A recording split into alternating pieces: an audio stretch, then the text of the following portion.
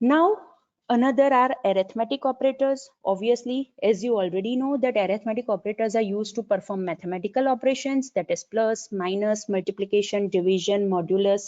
ये सारे जो भी mathematical operations है उसे perform करने के लिए हम arithmetic operators का use कर सकते हैं.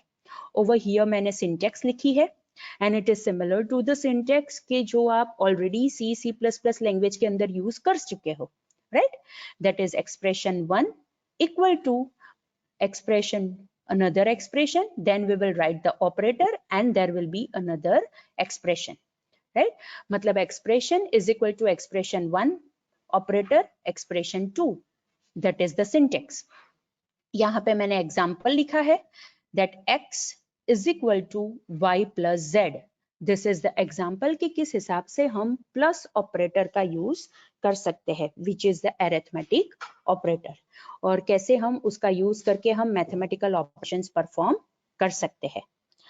So these are the list of arithmetic operators, that is plus, minus, multiplication, division, and you need to remember that in VB.NET अगर आपको modulus operation perform करना है तो उसके लिए operator का name है MOD. आपको explicitly लिखना पड़ेगा MOD, which is the modulus operator.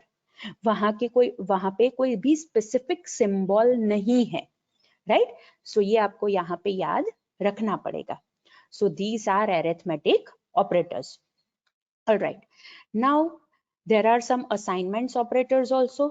Assignment operator का हम क्या यूज करते हैं? अगर वेरिएबल के अंदर हमें वैल्यू असाइन करनी है तो वहां पे हम असाइनमेंट ऑपरेटर का यूज करते हैं, that is single equal to, right? Again I repeat, that is single equal to.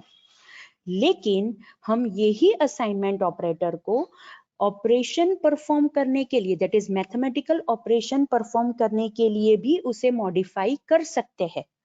Again I repeat, उसे मैथमेटिकल ऑपरेशंस परफॉर्म करने के लिए भी उसे मॉडिफाई कर सकते हैं.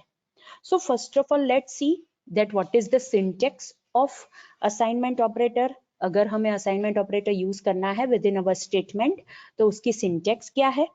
So first of all left hand side पे होगा variable name, then assignment operator होगा that is equal to, and उसके बाद यहाँ पे एक्सप्रेशन होगा. मतलब ये एक्सप्रेशन जो वैल्यू इवेल्युएट करके देगा वो ये वेरिएबल के अंदर असाइन हो जाएगी. लेकिन अगर हमें ये असाइनमेंट ऑपरेटर को मॉडिफाई करना है to perform mathematical operations on this variable, तो यहाँ पे हम ऑपरेटर भी लिख सकते हैं, राइट? और ये जो, या अगर हम इस हिसाब से इसे इवेल्युएट करेंगे then this statement will be equivalent to this statement.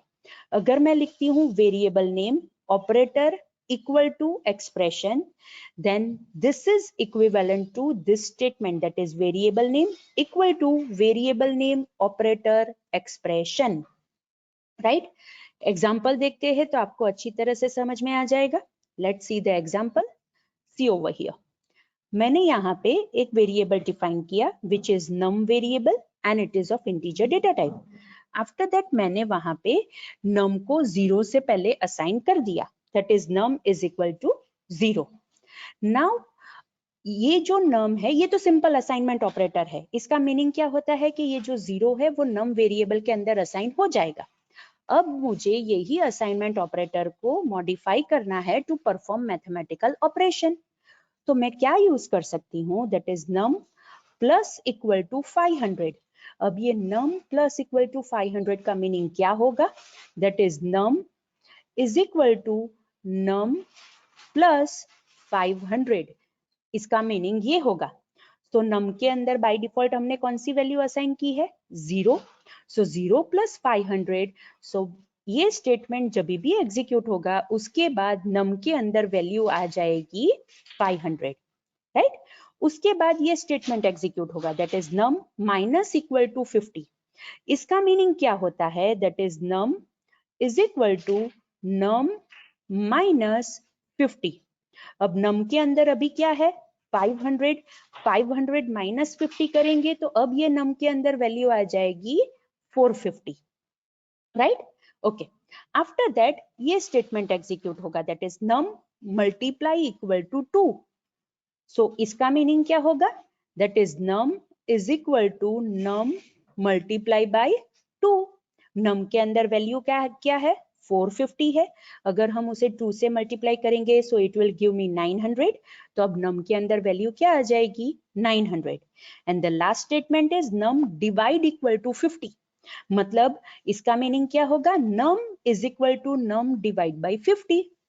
तो जो भी num के अंदर 900 वैल्यू है वो 50 से डिवाइड हो जाएगी और वो एक्सप्रेशन जो वैल्यू हमें रिटर्न करेगा वो num के अंदर आ जाएगी, राइट?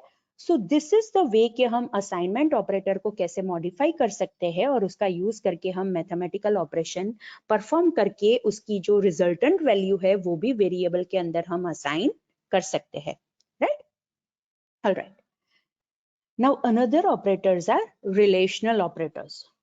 जैसे आप लोग को ऑलरेडी पता है कि अगर हमें कंडीशनल स्टेटमेंट्स के अंदर कंपैरिजन करना है तो हम वहां पे रिलेशनल ऑपरेटर्स का यूज कर सकते हैं। Means in short we can say कि अगर हमें टू वैल्यू को कंपेयर करना है, टू वैल्यूज को कंपेयर करना है, राइट? तो हम वहां पे रिलेशनल ऑपरेटर का यूज कर सकते हैं। और रिलेशनल ऑपरेटर क्या रिटर्न करेगा? Either it will return true और फॉल्स, राइट? फॉर एग्जाम्पल अगर मैं ग्रेटर देन साइन यूज करती हूँ means it is a greater than operator, तो वो कंपेयर करेगा that first value is greater than second value और नॉट। अगर फर्स्ट वैल्यू सेकंड वैल्यू से ग्रेटर है then it will return true, else it will return false, right? So this is the list of relational operator. Now over here one important thing you need to remember is कि यहाँ पे जो equality check है, equality operator है, वो भी single equal to ही है। VB.NET के अंदर assignment operator single equal to है, लेकिन उसके साथ साथ रिलेशनल ऑपरेटर में जो इक्वालिटी ऑपरेटर है वो भी सिंगल इक्वल टू ही है। यहाँ पे डबल इक्वल टू नहीं होता है VB.NET के अंदर, राइट? और अगर मुझे नॉट इक्वल टू चेक करना है तो मैं यहाँ पे इस हिसाब से लेस देन साइन और ग्रेटर देन साइन का कॉम्बिनेशन करके मैं नॉट इक्वल टू चेक कर सकती हूँ, right? This is greater than operator, this is less than operator, greater than equal to and less than equal to. So जो important चीज आपको यहाँ पे कंसिडर करनी है कि assignment operator and relational operator में जो इक्वालिटी चेक ऑपरेटर है दोनों सेम ही है, राइट? वो अपने आप कंपाइलर उसे इंटरप्रेट करेगा कि यहाँ पे मुझे असाइनमेंट करना है या फिर यहाँ पे मुझे एज अ कंपैरिजन ऑपरेटर या फिर इक्वालिटी चेक ऑपरेटर के हिसाब से मुझे इसे कंसिडर करना है। मीन्स अगर हम उसे कंडीशनल स्टेटमेंट में लिखेंगे तो ऑब्वियसली वो उस हिसाब से उसे इक्वालिटी चेक ऑपरेटर कंसिडर कर देगा, right? Alright, now another operators are logical and short circuit operators. Again I repeat, another operators are logical and short circuit operators. अगर मुझे ये चेक करना है कि दो कंडीशन सेम है कि नहीं है, राइट? तो वहां पे मैं different kinds of logical operators का यूज कर सकती हूँ and this logical operators will also return true and false depending on the condition. So यहाँ पे मैंने लिस्ट लिखा है that which are the logical operators. So these are logical operators, that is logical and। अगर मुझे logical and operation perform करना है तो मैं AND ऑपरेटर लिखूंगी। यहाँ पे डबल एम्परसेंट या फिर सिंगल एम्परसेंट ऐसा नहीं आएगा। यहाँ पे ऑपरेटर का नेम ही है AND एंड। लाइकवाइज अगर मैं लॉजिकल और यूज करना चाहती हूँ तो वहां पे मुझे एक्सप्लिसिटली लिखना पड़ेगा और। एक्स और यूज करना चाहती हूँ तो वहां पे मुझे लिखना पड़ेगा एक्स और।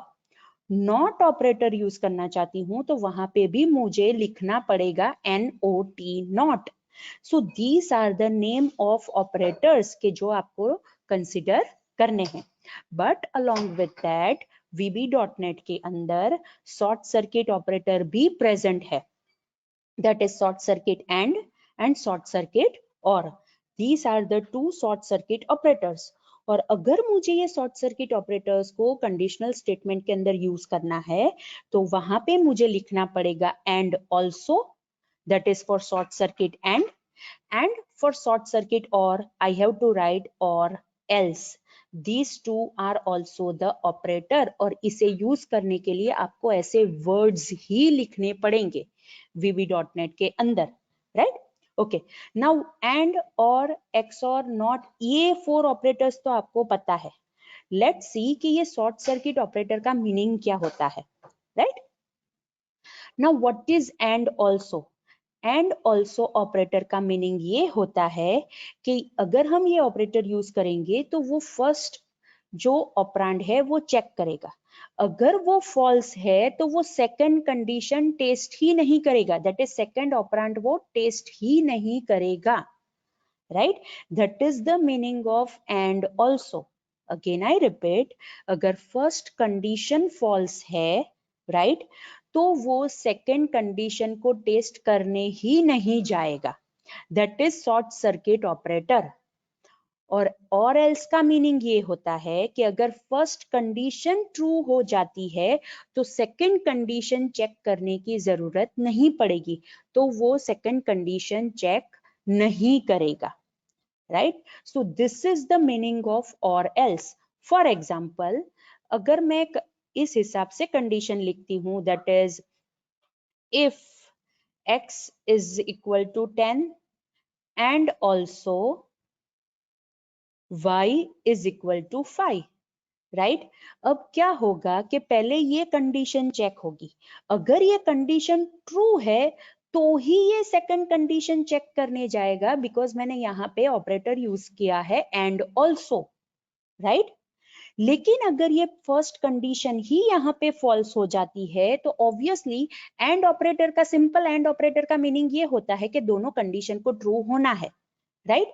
लेकिन अगर फर्स्ट कंडीशन ही फॉल्स है तो ऑब्वियसली सेकंड कंडीशन ट्रू होगी या फिर फॉल्स होगी, फिर भी ये कंडीशन फॉल्स ही रिटर्न करेगा. इसीलिए and also short circuit operator अगर हम यूज करेंगे तो फर्स्ट कंडीशन फॉल्स होगी तो वो सेकंड कंडीशन चेक करने के लिए नहीं जाएगा, राइट? और अगर हम कंडीशन लिखते हैं if x is equal to 10 और else y equal to 5, same मैं लिखती हूँ, राइट? लेकिन मैंने यहाँ पे शॉर्ट सर्किट और ऑपरेटर का यूज किया है, दैट इज और एल्स मैंने यहाँ पे लिखा है. सिंपल और जो ऑपरेटर है उसका मीनिंग क्या होता है कि दोनों में से एक कंडीशन ट्रू होनी चाहिए, राइट? तो वो ट्रू रिटर्न करेगा. Now the thing is that अगर फर्स्ट कंडीशन ही ट्रू हो जाती है तो सेकंड कंडीशन ट्रू होगी या फिर फॉल्स होगी उससे कोई फर्क नहीं पड़ेगा.